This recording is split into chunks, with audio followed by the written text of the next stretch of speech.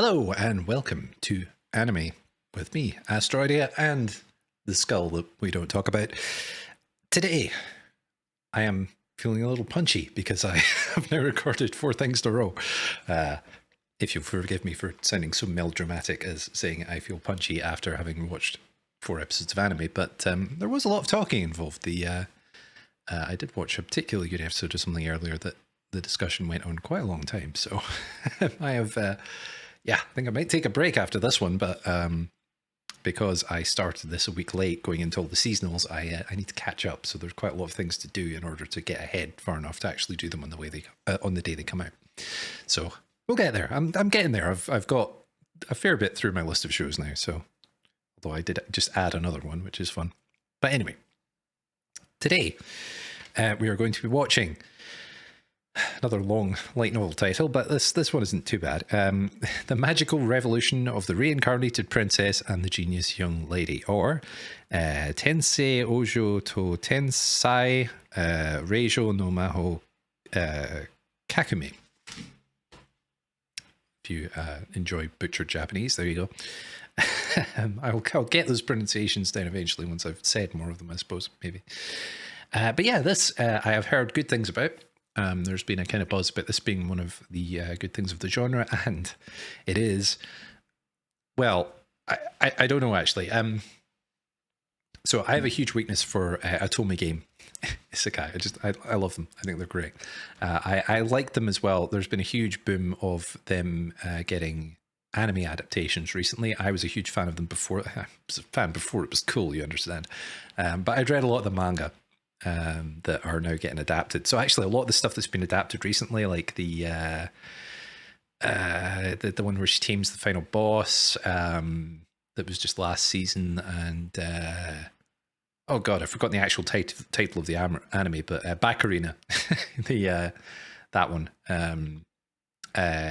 something Death Flag. All the titles are so long I can never remember them. They're all so long and complicated, but you probably know the one I mean if I say Baccarina, that one.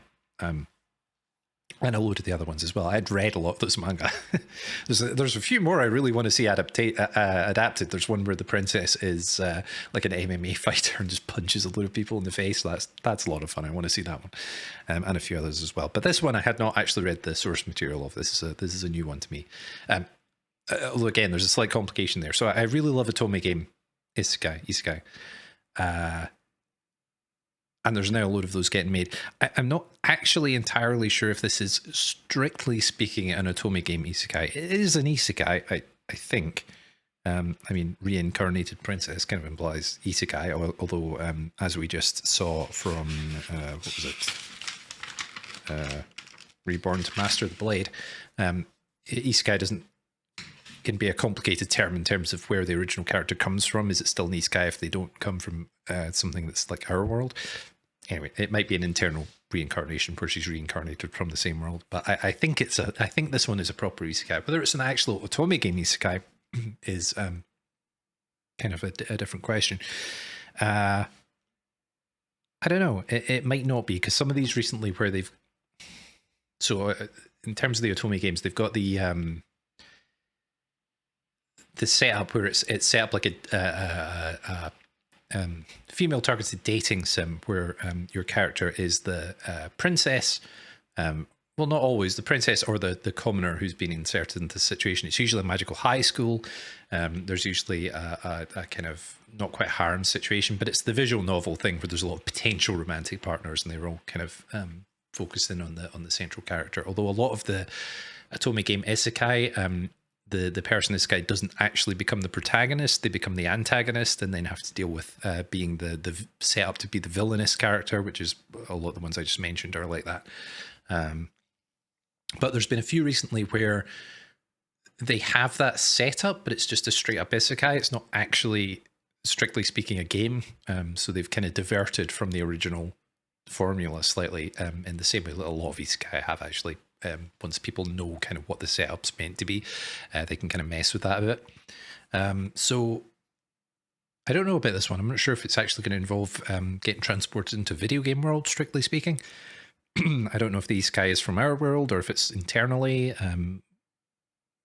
I'm not even sure if it's an isekai at all. It says reincarnation, so you'd assume, but who knows? Mostly I've just heard that this is good. It has some kind of central Yuri ship that people are really into, which is like, yeah, cool. I have no specific need for that in a story, but it's cool if it's there. So yeah, that's fun. I like a good central romantic pairing, and I think it is a central romantic pairing from what I understand. And yeah, that's it. I think that's all I really know. I don't. I heard some of the buzz about it. I haven't seen anything from this show. Actually, that's one thing I haven't. I don't think I've seen anything from this. Like, I don't know what the characters look like. I don't know what the art style looks like. I mean, I can make a guess because it's probably going to be fairly generic. But yeah, I actually know less about this than I thought I did. Now it's just now I think about it, I'm like, yeah, I'm pretty blind in this one. Other than the few basic concepts, and you know, obviously the light novel title being a description in and of itself gives you some clues. Reincarnated Princess and the Genius Young Lady, who I think are the two central characters. So we'll see how that pans out. But yeah, I got my pen and paper. If I need it, I'll take down the character names at least so I remember them. And we will get into it. So, as always, my usual spiel, this is a timer-based reaction, so you need your own copy to follow along. I will do a 3, 2, 1 countdown, and then there will be a little sliver of the episode at the bottom with subtitles to help with syncing, as well as a timer for the same reason. So, without further ado, let's get into it. I'll give you the 3, 2, 1, and 3, 2, 1, rather 3, 2, 1. That's not how you say those numbers. I also need to make sure this is actually ready to go. Yes. So, I'll give you the 3, 2, 1, then we'll start. So here we go. 3, 2, 1, go. Okay, we're into fighting and monsters.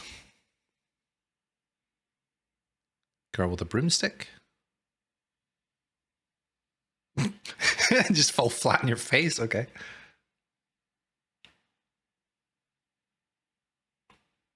I really hope I'm watching the right episode because I downloaded 2 shows that have they're both kind of a Otome game isekai, and I hope this is the right one. We'll see. I can correct it later on in the post discussion if it turns out to be the wrong one. Okay, does she have like witchy powers or?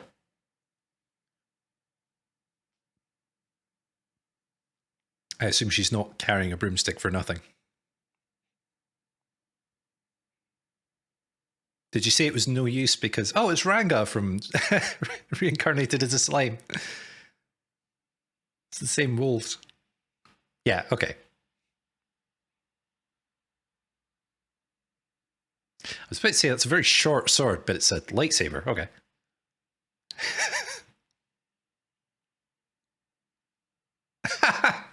Okay, this is definitely a game world, or at least she's a gamer. Oh, that's kind of cool. It's the casual background slashing them in half. That was fun. No point in helping her yet because, yeah.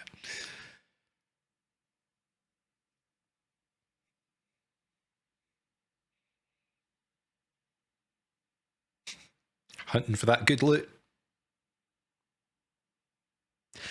Ah, so the broomstick was maybe a spontaneous thing she just made up.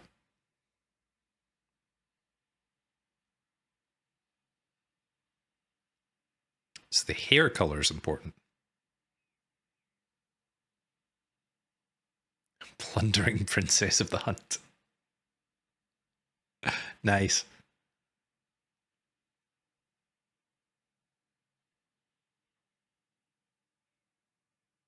Yeah, so she's just like doing the JRPG thing of grinding for materials. Nice. So she's got to be a gamer from our world, right?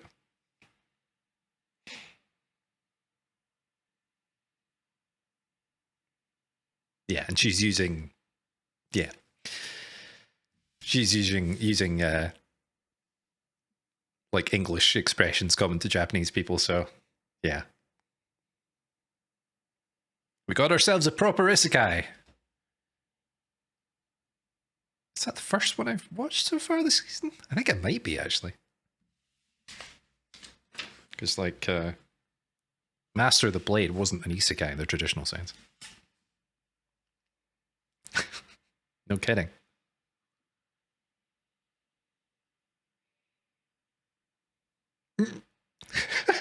That's cool.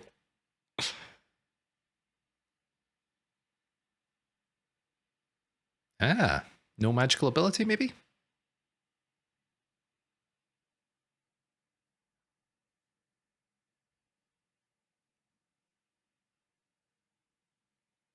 Okay, interesting.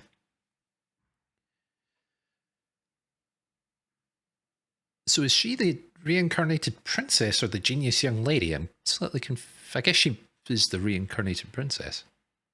I assumed she was going to be the genius at the start because she had all the tools and stuff she'd made, but...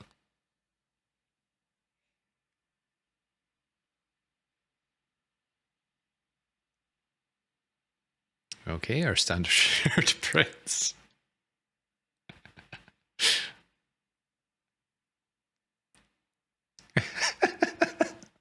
That's fun. Okay, so he's the prince. You come in literally wearing a monster's head as a hat. That's awesome. Yeah, she's definitely Japanese.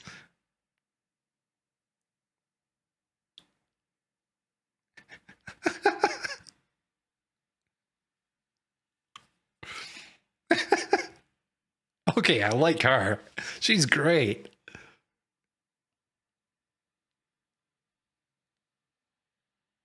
Ooh, what's he taking? Interesting. Is he sick?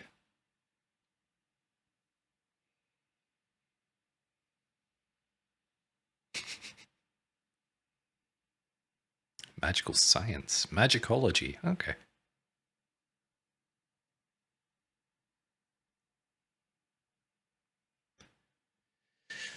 So royal blood comes with an expectation you're able to use magic, but she can't. So she's compensating for it with this magical science. Probably applying like modern scientific thinking to the magic system of the world. Yeah, that makes sense. That's a reasonably common isekai thing. Yeah, so she's innovating it as well.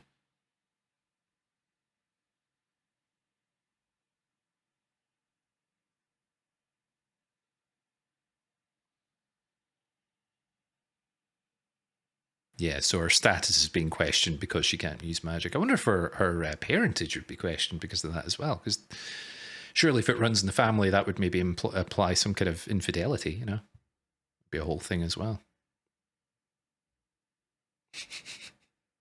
And the long-suffering maid.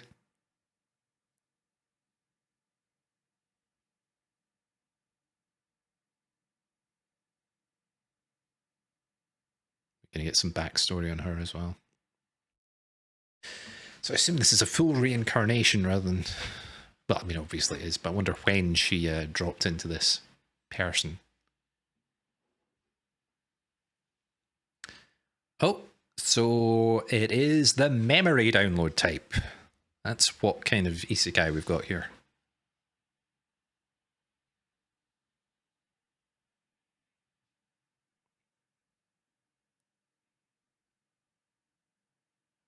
Ah, so she like unlocked. So yeah, okay, unlocked memories of her past life.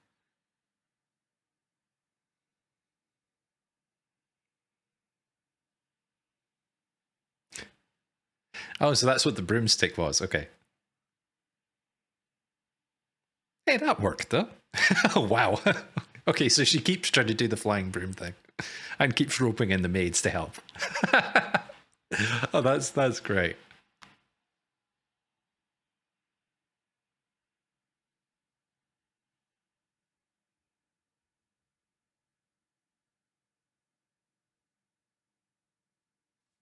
Interesting. Nudity there, but not really fan service. It's always quite. I quite like seeing them. It makes me sound like a huge pervert, but I quite like seeing that. Just because it's so unusual.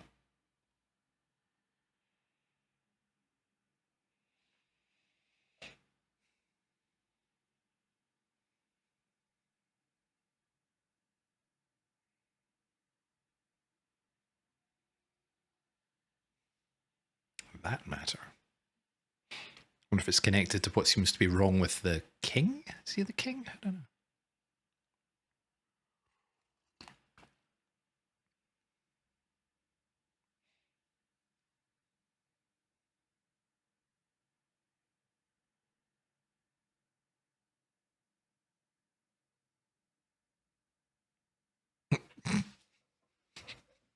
What is she making?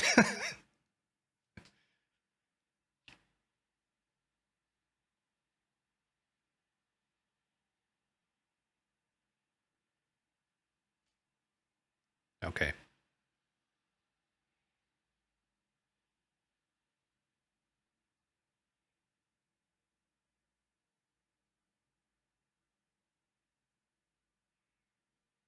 But she thinks it's important.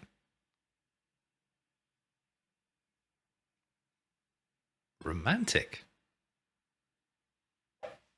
Interesting. Interesting choice of words.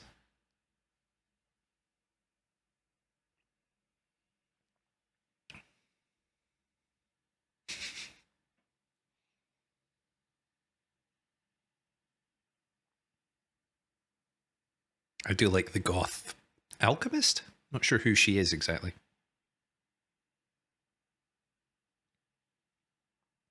Oh.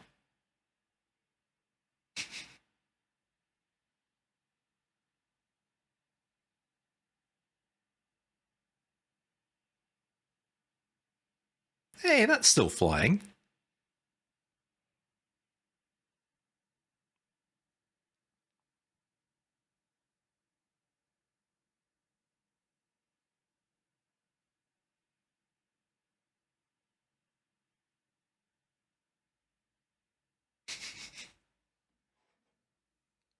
This is a nice dynamic as well. She's a really cool character, actually. I like her a lot already.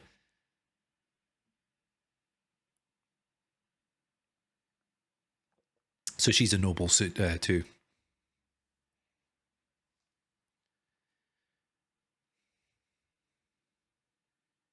Ah, okay. So there's her genius. So the genius is the brother's fiance. Okay.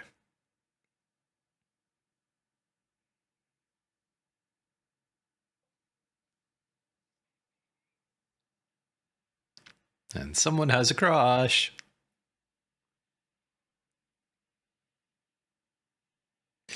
Ah, so she's a like a magical genius.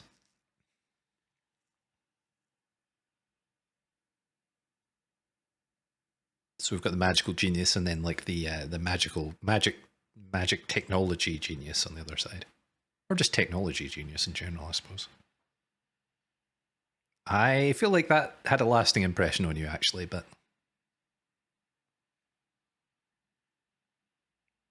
okay, that's our second main character then.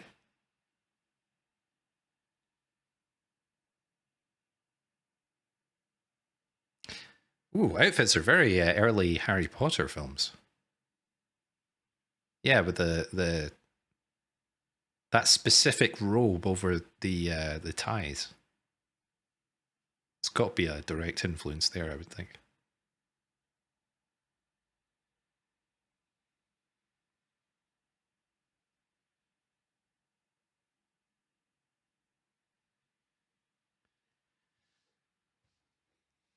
Okay. Yeah, so that's her fiance, but he's spending time with the commoner girl. So I think this is doing what I said at the start, where it's an Otome game setup, but it's not actually necessarily meant to be. She's been isekai'd into an Otome game world. It's just got that setup because we've got the fiance, we've got the commoner girl coming in, who would be the protagonist of the game of the visual novel. Um,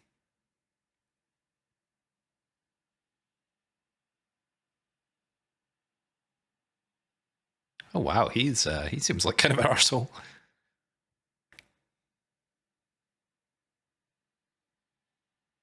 Yeah, because he likes the commoner girl.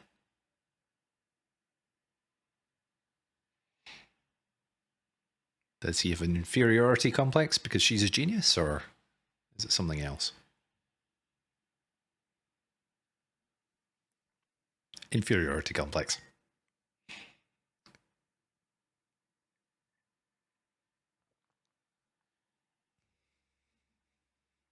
Oh, okay. Maybe that might be a bit more interesting then.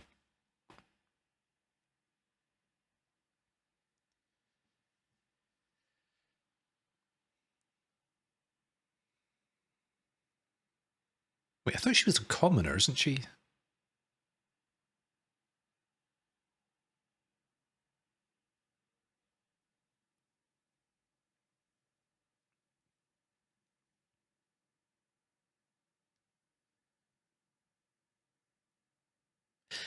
Ah, okay. So he just hates this whole deal, I think. That's good. That's more complex than it might have been otherwise.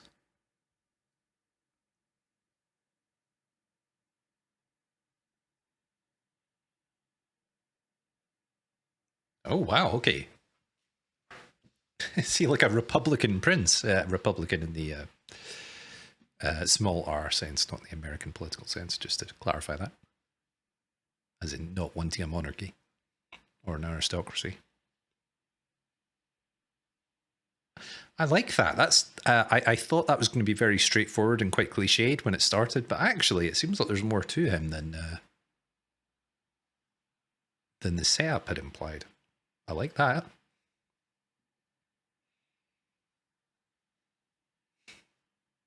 And what does he think of his sister?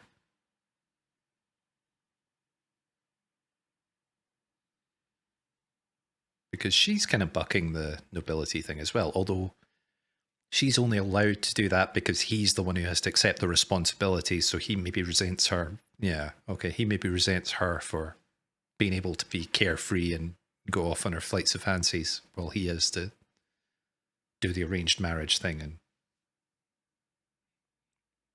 okay.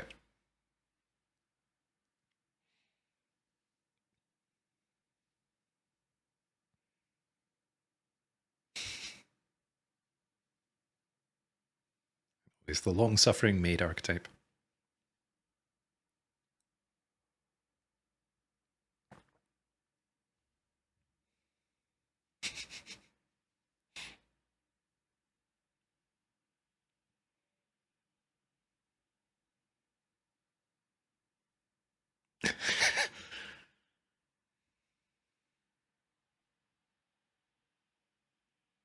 And there she goes. Wow, okay, well that seems to be working.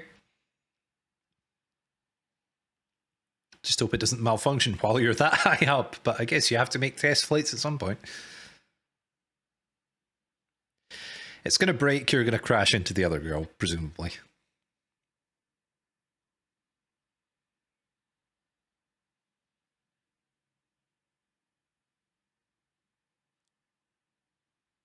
Is she going to like smash through that window?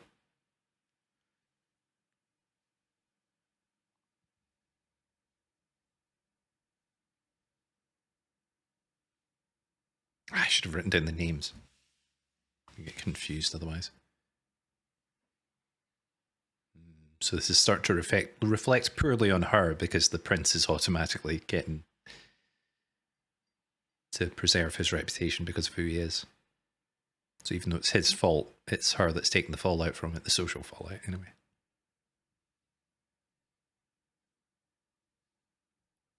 And presumably also because she's there on her own, as opposed to being with him. There we go.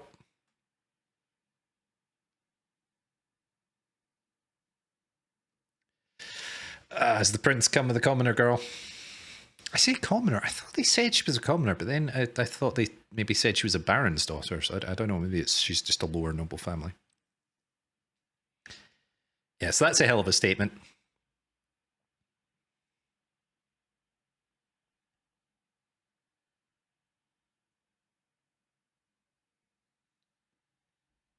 So where's he going with this then? Has he cancelled the engagement? Yeah. Okay. So like, I feel like you don't need to be a dick about it. Also, no. Can you do that? Are you allowed to actually do that unilaterally?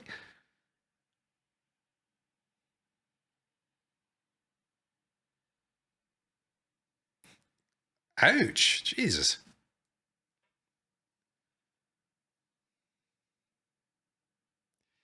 So this is classic Otome game stuff.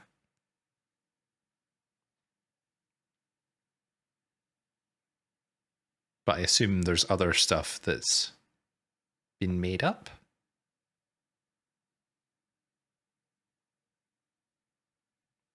Yeah, I don't think that's going to go well for you.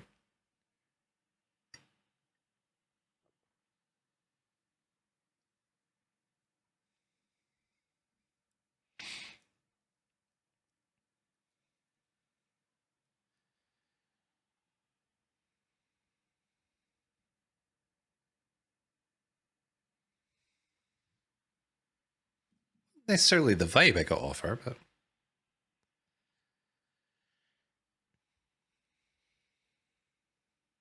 I'm assuming she wasn't, though.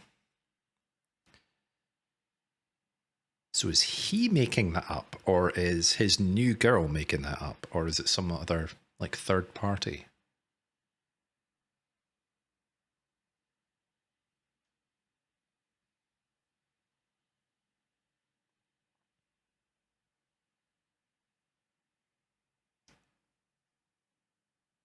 Yeah, who orchestrated this?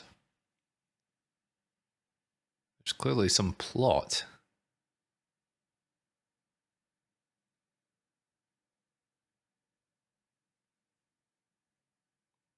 I don't think it's the prince doing it, because he seems to have like something about nobility. Like, I think he might actually have quite good reasons for disliking her, but, well, maybe not good reasons for disliking her, but good reasons for like bucking against the social conventions. And we're going to smash through the window in 3, 2. I hope this countdown is right. 1. No, I didn't make it. It's going to happen soon, though. She's going to come through the window. Yeah. There we go. I was off by, like, 8 or 9 seconds. Oh, that's great.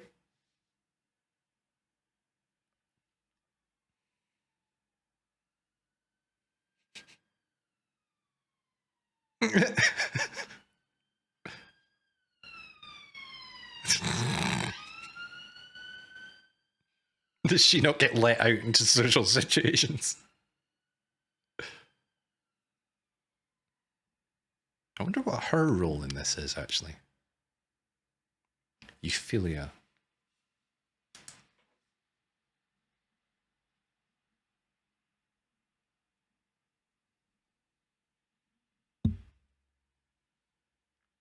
She is prospective mistress or something.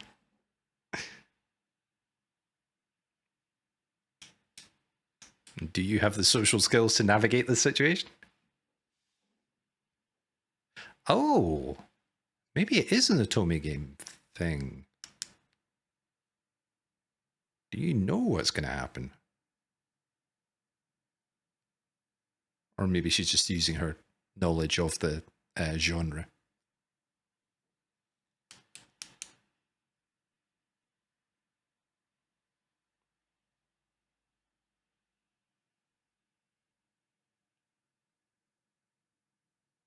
Oh, that's quite sweet.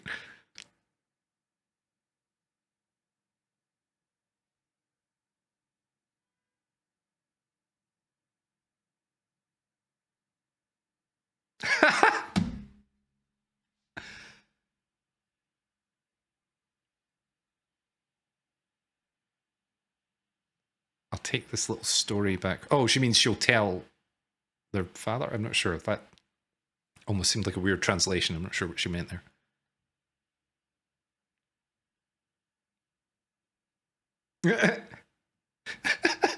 Literally just throwing her over the shoulder and walking out. Or flying out of the window.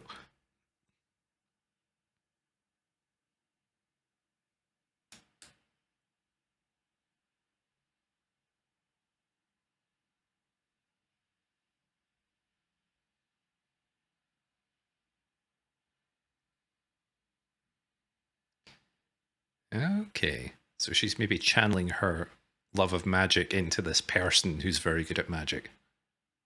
Could be an interesting character thing.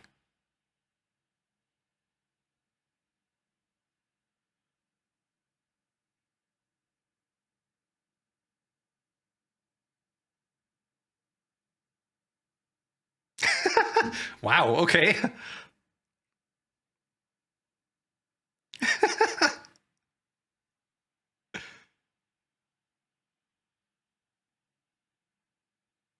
Okay.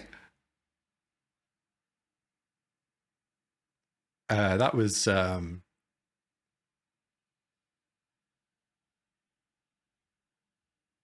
interesting. Okay, yeah. That ending was something else. I'm kind of I was kind of blindsided by that actually. I'm like, I'm now not sure what to say, but okay. Anyway, going back to the kind of discussion I was having throughout that episode about what was actually going on, and whether it is strictly speaking an Otome game isekai or not. I think it is. It's still a little bit up in the air. So, like I said, you've got the two types: the original one where it is explicitly a game world that they've been transported in, and maybe the development on that, where it is still that world basically, but it's not explicitly based on any game that the isekai person played beforehand. Something I keep calling she. I don't know what the main character's name is. Hang on, let me just look that up quickly. Reincarnated Princess and Genius. Let's just go to my anime list for this.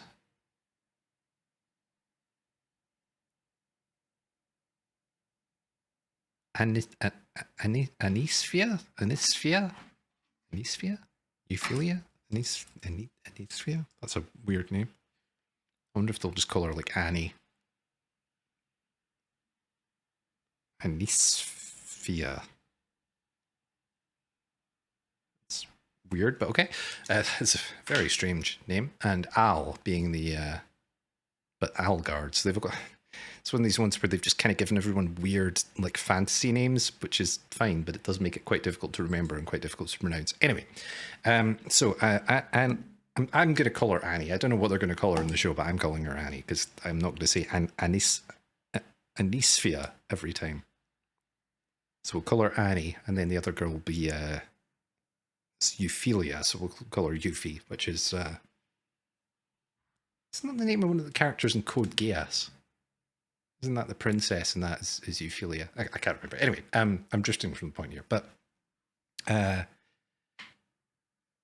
Annie, our main character, something she said when she came in that kind of rescue scene when she came through the window about does this so this really happens. I don't know if that was her saying that she clearly recognizes the situation from like Otome game style things. So I don't know if she was referencing that she kind of recognizes it in a general sense or whether she recognizes it in the specific I knew this scenario might happen eventually because I have played this specific game that takes place in this specific universe. I have a feeling it's the former. I don't think it is a specific game thing. I think this is one of the ones that's maybe a bit later in terms of when the light novel, or I assume it's a light novel, when it was written, where they have moved beyond just using the game template thing, beyond just using it as a kind of base setting. So that's fine. It doesn't really matter that much one way or the other. But as I've said in previous videos, I'm a bit of a world building nerd, so I quite like to pin these things down as to what exactly is going on in any given situation. But yeah, so we've got our standard setup. It's more complicated than I thought it was going to be, this one. Like, better than I thought it was as well, or I thought it was going to be when it started up. Because it's got a fairly simple setup, right? But just the execution of everything is just a little bit better than it kind of had to be for what this is.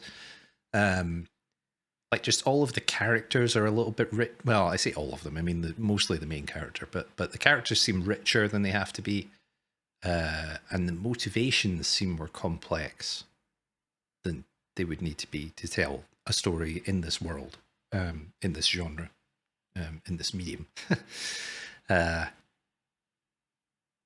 Because the prince interests me actually. Al. Let's write that down so I don't forget. Prince is interesting. I don't know what his deal is, but yeah, very interesting. So we've got Annie. So regardless of whether of exactly how the isekai thing happened, and whether it's a specific game or not, she's clearly a gamer of some kind from Japan, because she's using all the kind of, not the Japanese idioms, but she's using English words in a way that a Japanese person from the modern era would do. So I assume that's what the case is here. Although it seems more like, again, there's lots of, I feel like an isekai scholar or something here, because I've read so many of the manga and watched so many of the shows, but all the different types, like this is one of the types where it seems like it's more of an integration, where a person in this fictional universe was born and then had memories from our world, from a person in our world integrated into them. So she may or may not have a huge amount of the personality from our world. It's not necessarily a case of one person inhabiting another person's body. It's more that this person was given knowledge from a previous life, like they have access knowledge from a previous life, which is a kind of specific subset of the isekai thing. And it seems like she's got knowledge of gaming and stuff, because she's got that kind of JRPG grind for loot thing, grind for materials. And she was born without the ability to use magic. And from what someone said at the start, one of the soldiers that was fighting the monsters at the very beginning, it seems like the ability to use magic is somehow tied up in being a member of the royal family, or maybe just being a member of the nobility.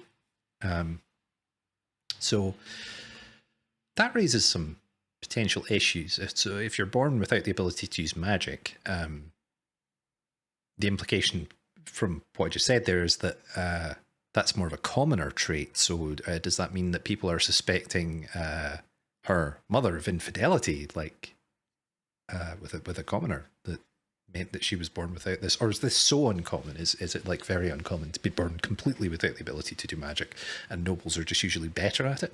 I don't know. Something that there's places to go with that if they want to. They might not necessarily, and it's not. I won't be disappointed if they don't. But that struck me as kind of a potential hook there when they connected that explicitly with the idea of nobility. Yeah, but she's decided to compensate for this deficiency by becoming like a kind of magical technologist. So she's making all this stuff with the help of the other noble girl, the goth one, who I really like the character design of. She was cool. Apparently with some aid from her, I think, as well. She's making all these magical tools that allow her to do various things. And also she's obviously got some combat training as well, because she's made her lightsabers, but she's also got, she's not an idiot about using them either. So I wonder if there's like a focus. Yeah, there we go. I wonder if there's like a captain of the knights or something, someone she's been training with to get good with the sword, because that seems to be a thing as well. And she clearly does this a lot. She goes out to fight these monsters and come back with other things. And there's clearly some kind of school setting involved, that Al, the prince, and Yuffie are there, as well as the other girl who's the kind of interloper.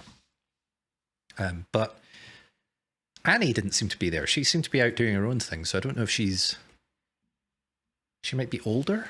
She might be younger. I don't know. Because I don't know if I maybe missed that, but I didn't see her as being involved in school stuff. So I don't know where she fits into that.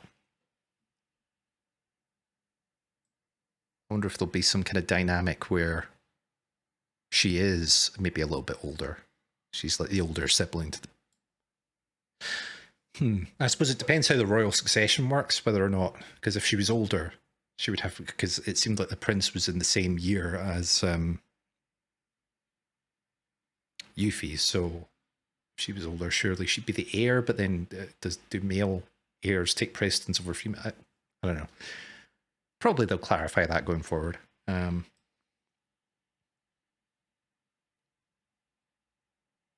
calling her Annie's.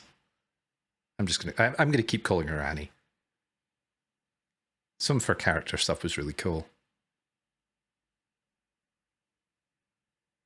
Oh, hang on. I was just skipping through the episode just to have a look at a few things, remind myself of where it was, but I will bring up the still. Aha! Yes. So Annie has renounced her right to the throne specifically. She has turned it down. So I think she is older then in that case. She must be the older sibling.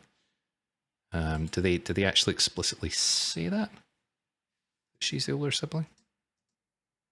No, but... Yeah, okay. So they didn't actually clarify. She could still be younger and still have renounced her right, just as saying I don't want to be in the line of succession at all, even if she started behind Al. But that kind of implies to me that maybe she is older. Maybe she is graduated from the magical high school, and or she didn't go because she's got no magical ability. That's a possibility as well. Maybe that's part of her being kind of ostracized by the society, is that she couldn't attend the magical academy because she can't do magic. And she spent all her time developing this magicology instead. That might be it. But I do think that maybe, it doesn't quite confirm it 100%, but I think that implies that she is older than the other two. Just kind of scrolling through here, and we've had the memory download and some more stuff about making magical items. Some great expressions, some great comedy from her as well. I quite like that as well, because she's like, the rest of the world is set up to be fairly serious-ish. She is the primary source of comedy in this universe, and I like that. I always like that when you've got one character who kind of comes in like a bolt of lightning and inserts and is their own comic relief for their own show, kind of. As the main character, that's a nice touch. I quite like that, and that's very well demonstrated at the end of the episode. Although we'll get to that whole scene in a second, because I have thoughts on that. That was really interesting. Yeah, they did some really bold things there, but we'll get to that in a minute. But yes, we've got the context of the Magic High School. Oh yeah, I mean, I commented on the fact I think the uniforms are interesting because they're kind of a combination of the classic Japanese school uniform, but there's got to be some Harry Potter influence in here, especially in the male versions, because you've got the shirt and tie under the robes in a very specific looking way that I think evokes the kind of... No, because the early Harry Potter movies, they just did the robes. I think that's the kind of middle Harry Potter movies where they had the kind of more conventional UK school uniforms, but with the robes over the top. That looks a lot like that. So I'm assuming that is an indication that this is a magic high school, which is maybe why Annie isn't there.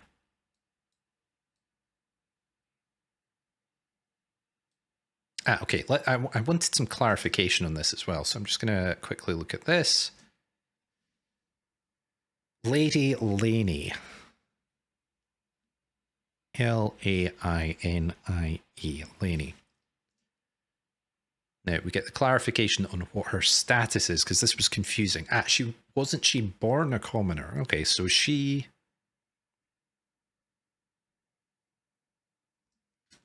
Okay. That I was confused. I think I missed that slightly when the episode was going. So, Lainey, the girl that Prince Al has broken off his engagement to be with, she is a noble... I almost threw my pen across the room. That was fun. She is a member of the nobility now, but was not before, or at least her family isn't traditional nobility. Her father was elevated to the nobility for some kind of service to the kingdom. So she's not, strictly speaking, a commoner anymore, but she comes from a common background, so she is, in some sense, looked down upon by the other nobles. Clarification. Good. Yeah, okay. So, and we've got the whole scene with them at tea where Yuffie meets with Al and they discuss the arranged marriage, where she's clearly trying to make an effort to reach out to him, but he keeps knocking her back, which is could be very straight in another show, in a very basic sort of Otome game based universe. This could be quite a basic interaction, but I feel like there's more to it here because it seems like there's more to him than necessarily meets the eye. Because I like he seems to be unhappy with the kind of concept of nobility, and especially the restrictions it's placing on him and the kind of positions he's being forced into. He clearly doesn't want this arranged marriage. He wants to be able to choose for himself, and yeah, and it seems like so he's not in the right here because he's being very very unpleasant to Euphilia for no well, he's being very unpleasant to Euphilia because it seems like he is taking out all his frustrations on the system of aristocracy in this universe. On he's like viewing her as the personification of everything that's wrong with his position or everything that he sees as wrong with his position.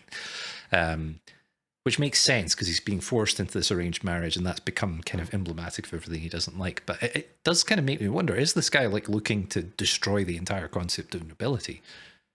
I don't know, maybe.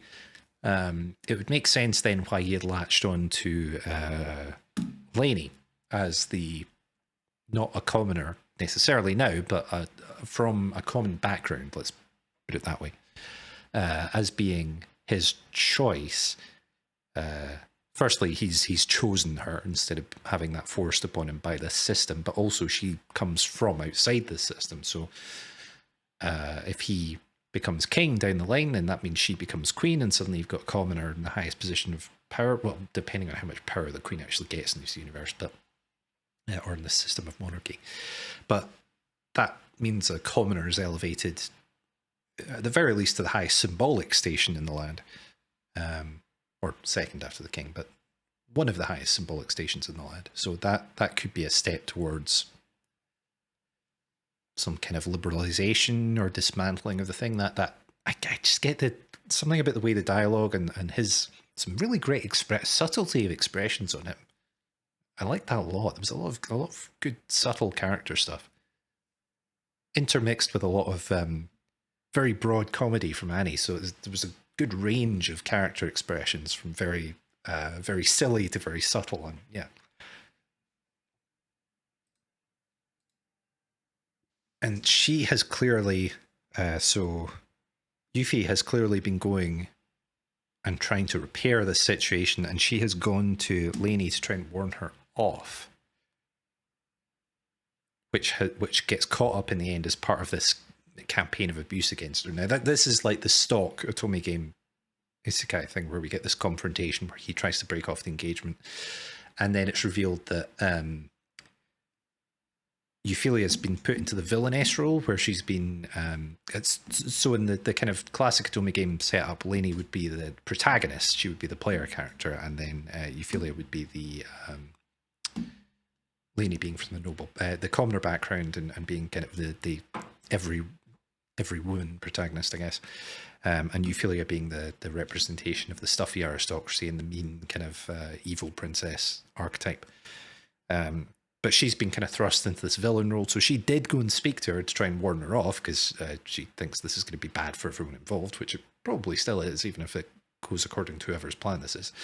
But this has possibly been misinterpreted, but also deliberately manipulated in some way, where she has been all of this villainous behavior has been placed on Euphilia's back by someone. So who is doing this? That's the question. Because, well, we then move on to the further broomstick development. We've got the party where Euphilia has ended up arriving alone because Al has turned up with Lainey, which is a huge calculated insult in and of itself before he even breaks off the engagement. And then when he does break off the engagement, then he reveals that we've got this situation where there has been some kind of conspiracy against Ophelia to make it look like she has been conducting some kind of campaign of abuse against Lainey and trying to get her assassinated. I think it was stated explicitly at one point. So, yeah, where'd that come from? Don't know. I don't think it comes from Al. I'd be disappointed if it came from Al, because I feel like they've set up some good motivation with him, quite a subtle way. I mean, maybe it's so subtle because I'm completely like misreading this and I'm just like placing a load of stuff onto the show that it's not actually doing. But I think it is there. And I would be disappointed if they don't do anything with that and he's just an out villain. I don't think that's what's happening here. I think he is being manipulated in some sense by someone else. Who else would it be, though, is the question. We don't really know anything about Lainey. All she's done is kind of sit meekly in the back and stammer about being very innocent and cute. And yeah, that could be an act. Maybe she's some kind of Machiavellian mastermind. She's been plotting to steal the prince away from Ophelia. Maybe. I don't know. Or maybe it's some third party. Maybe her father. That would make sense because he's been elevated to nobility. Maybe he is attempting to get his daughter on the throne. Maybe. I don't know. It feels like that would be kind of... I don't know. I don't like that idea so much because as a committed... I'm not really a committed anti-monarchist, but it would be a bit of a shame if the person trying to, like, you know, dismantle the monarchy, if that was all like, this is bad, actually, aristocracy is good. It'd be kind of a lame plot development. So I kind of hope it isn't that. It would kind of make sense from a character perspective if I'm trying to solidify his position, if he's been newly elevated and stuff, but I kind of think it's maybe someone else, like a third party outside of any of this, and there's some kind of reason for trying to disenfranchise Ophelia and raise up Lainey or damage the reputation of the prince, maybe. There's all sorts of things that could be. We've got the Prime Minister character. I think his son was in Al's group as well, because he was in the when they were doing the corridor walk and talk. There was a younger guy there, and I think he's in the scene as well.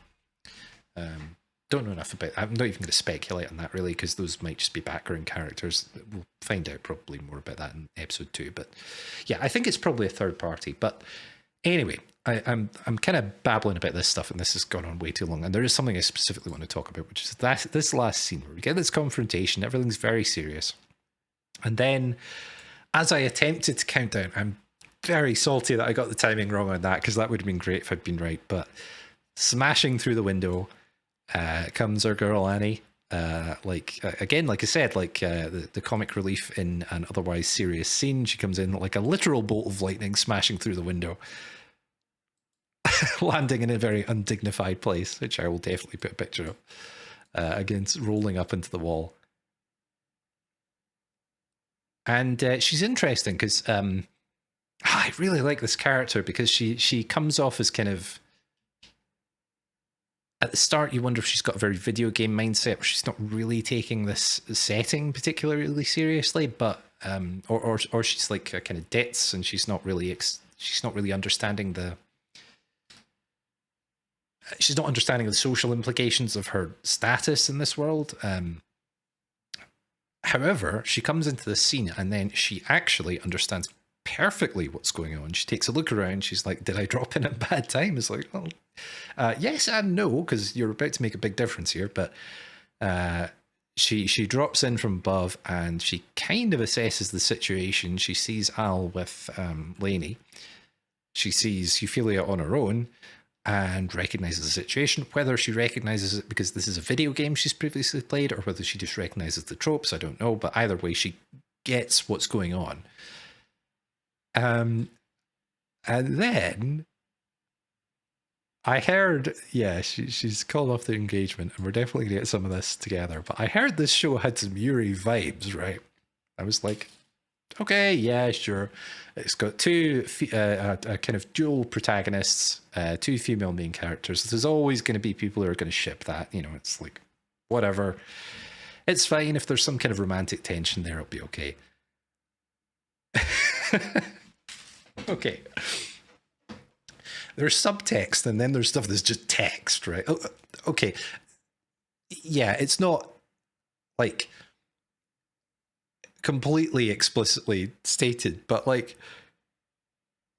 Annie goes up, and we've got this wonderful thing over the credits where Euphialia's down on the floor, and he's up above, kind of haloed by the light of the party. Everything blurs away. The whole rest of the room just disappears, and it's just the two of them. And she reaches the hand down, and Euphilia's about to pull away, but she grabs the hand.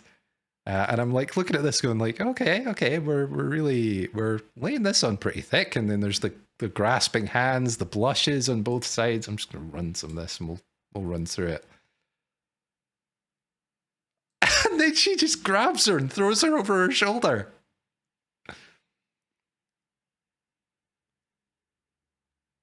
Like kind of like, I mean, it's not the kind of bridal carry, but it is in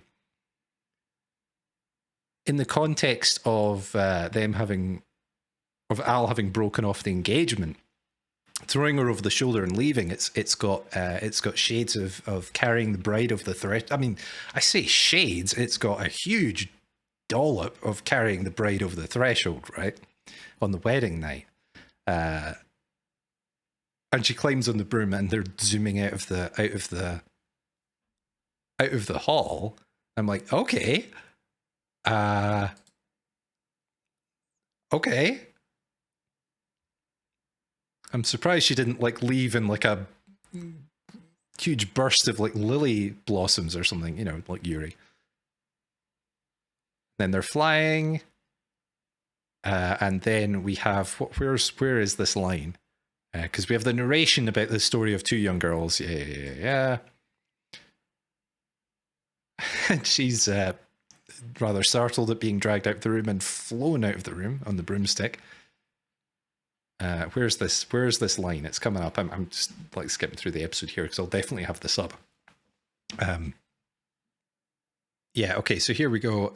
She's the Marauder Princess. And there's the screen cap that I'll have up. I'm gonna ask them to let me have you. It's like, okay. Yuri vibes, right? Yeah, that's a bit more than just vibes, I'd say. Now, okay, so this doesn't have a preview, but it does have an end card that gives you the title of episode 2. So let's just get there and stop.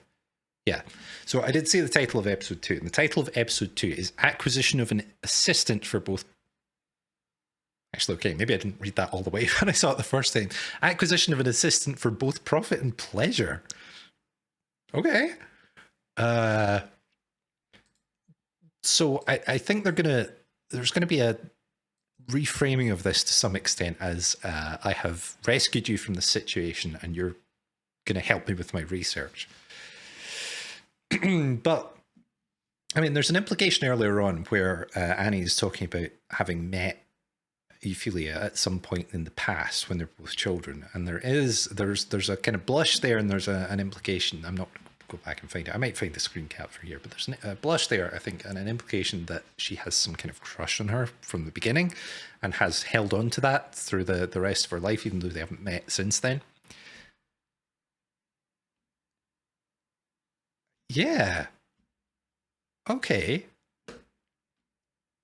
Like I said, I didn't know really anything about this coming in, other than I'd heard it was good. I heard it had Yuri vibes of some description. I knew it was kind of Otome game themed, even if not explicitly. And I had the title, which has the descriptions of basically of the two main characters. So I haven't seen any tags on this, right? On like Mal, my anime list or anything. I haven't seen any genre tags. Is this a romance? This is an actual romance. This is an actual Yuri romance. It's not just like an isekai and like a whatever political intrigue or whatever it wants to go into. This is an actual romance with the two leads, because it might be. I'm like sitting with this. I'm sitting with this screen in front of me. I'll put it back up because I think I would have switched to something else for now. I'm sitting with the screen in front of me. I'm going to go ask my my father and Duke Gans and ask them to let me have you. Hang on, let's get this subtitle back up properly so I can see the exact wording of it. But I'm sitting with this in front of me, right? Or sorry, I was sitting with the screen where she's just got her over the shoulder in the broomstick. Yeah, I'm going to ask them to let me have you. Cool. Okay. Yeah. If we're not going to do like, see, okay, so like, I think right at the start of this video, before I watched the episode, I was a little bit dismissive of the Yuri thing. So I was like, yeah, okay, I don't really care one way or the other. You know, it's fine if they want to do that. The context of why I said that is that I assumed it was just going to be kind of Yuri baiting, in the sense of there would be some kind of undercurrent of romantic tension, but it would never go anywhere. It would never be a thing. It may still do that, but like, honestly, even just this first episode, it's more than an undercurrent here. Even if they don't explicitly ever go there, just the setup from this episode is going to have that. That's going to run under the background of everything that happens. Like, they could walk this back massively at the start of episode 2, and it would still be there, because this is so, like, the over-the-shoulder carry out of the broken engagement. Like, yeah, I mean, how else are you supposed to read that? that's not people projecting onto it, which does happen with like LGBT shipping in anime, right? You see two male characters together and like 500 people who are really into like the Fujoshi set will be like frantically scribbling fan art of any two male characters who have ever shared a scene together, and the same with the female characters. You know, people look for this stuff, and fair enough. You know, if you want to, there's not a huge amount of representation, really. There's a lot of undercurrents and a lot of baiting and a lot of stuff that's not really representation. So people look for this stuff where they can, and they will find it in places where maybe it's a little bit of a stretch. But this is not like, this is, yeah, they're really going hard in this one, and I like that. That's cool. That's really cool. Yeah, this was a surprise. This is a real surprise, actually. Because I went in with preconceptions as to exactly what this was going to be, and it kind of threw them a little bit through it when it was just more interesting politically than it looked like it was going to be. But that last scene just absolutely kicked the door in. That was great. It could walk it back. It could walk it back in a big way in the next episode, and it could potentially spend the rest of the run being kind of what I thought it was in the first place, to a point. If it was going to really disappoint me, it would have to walk back the Yuri stuff in a really big way, and it would have to not go into the and it would have to be wrong about the complexities of the political stuff. And I don't think both of those will happen. I think one of those might happen. I don't think I'd be wrong about both of them. But we'll see. Either way, very excited to watch more of that. Yeah.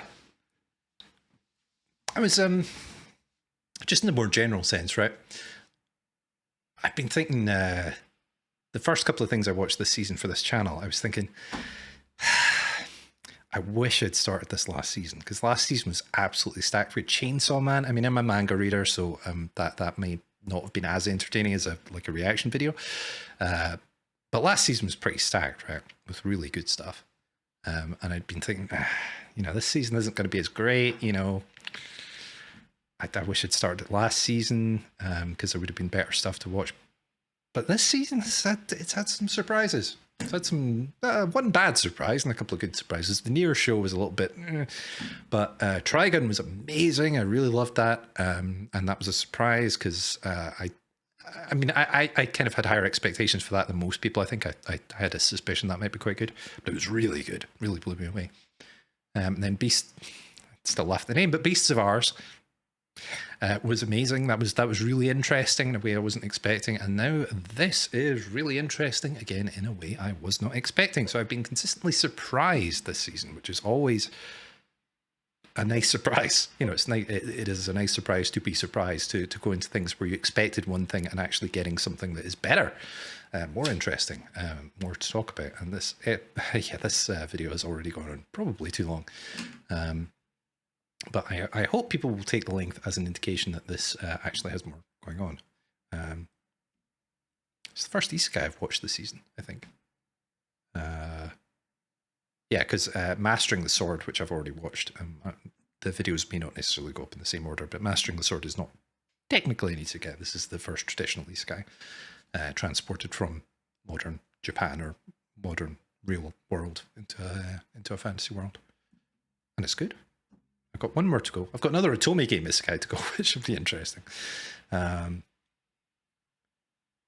yeah, that wraps it up today for the magical revolution of the Reincarnated Princess and the Genius Young Lady. These light novel titles, man. Yeah, gonna leave it at that. It was great. Really enjoyed it. Looking forward to the next episode. And yeah. Oh, I suppose I should say, I haven't been saying it, but I guess now that I am a YouTuber, now that I'm no, I should be too dismissive of that. Now that I am on YouTube, I should probably be doing the like and subscribe thing, which, you know, everyone hates that. I hate it. It always sounds corny, but I am told by basically anything you look up about that says that it does work. Like, it actually massively increases the number of people who will like and subscribe to your videos if you say that they should do that. And there have been times in the past where I've watched YouTube videos and people have said that and I'd be like, yeah, I actually should. I quite like that video. I'd quite like to see more. The reception for the first kind of batch of videos I put up has been amazing, fantastic. I mean, not like massive numbers or anything, but I wasn't expecting massive numbers. I was expecting like 2 views, 3 views or something for like the first 2 months I did this. But, you know, people have actually been watching them and I've got a couple of comments, really nice comments, which is great. So if you did like this video, I would very much appreciate a like. I would very much appreciate a comment, actually, especially in this, because I'd like to see what people think, especially anyone who's interested in the kind of LGBT representation angle on it, because that really interests me. I always find that interesting in anime, because it's so weird in anime and in Japanese media of this kind in general. So I'd be interested to see what other people's perspectives are on that, and just what you thought of the episode in general. So if you have any thoughts or anything to comment on what I discussed through this, then please let me know. I would like to see those and engage with them and everything. That'd be fun. And if you would like to see more of this show or any of the other shows I'm doing, I was going to put up a list of all the things I'm doing, but I'm not entirely, I can't quite finalize that until I've watched all the episodes, because there's some things I might record and then honestly not put the video up. We'll see. Akashic Triangle, maybe that, but yeah. But yeah, if you want to see more of this or any other show that I'm doing or might do, then please subscribe. And I personally have a terrible time with interesting YouTube channels that I've subscribed to and then I never see anything from them, especially with me being a small channel at this stage. If you actually want to see more stuff and are kind of committed to doing that, I would very much appreciate and kind of suggest that you click the bell for the notifications, because that is basically the only way I ever see anything from my YouTube subscriptions is if I've actually got the notifications on. I will have a lot of uploads over the next week, but that will slow down from that point on, because I need to catch up with this season so I can actually release stuff as it airs. And that's going to involve watching a lot of stuff over the next 3 or 4 days. So I apologize in advance if I kind of bombard anyone with videos, but it will get smoother once I'm caught up and I can actually watch things on the days they come out and release them that day or the day after. So yeah, so I think that's all the housekeeping stuff done. Yep, I said the title of the show, and yeah, I've been Australia. I will see you later on.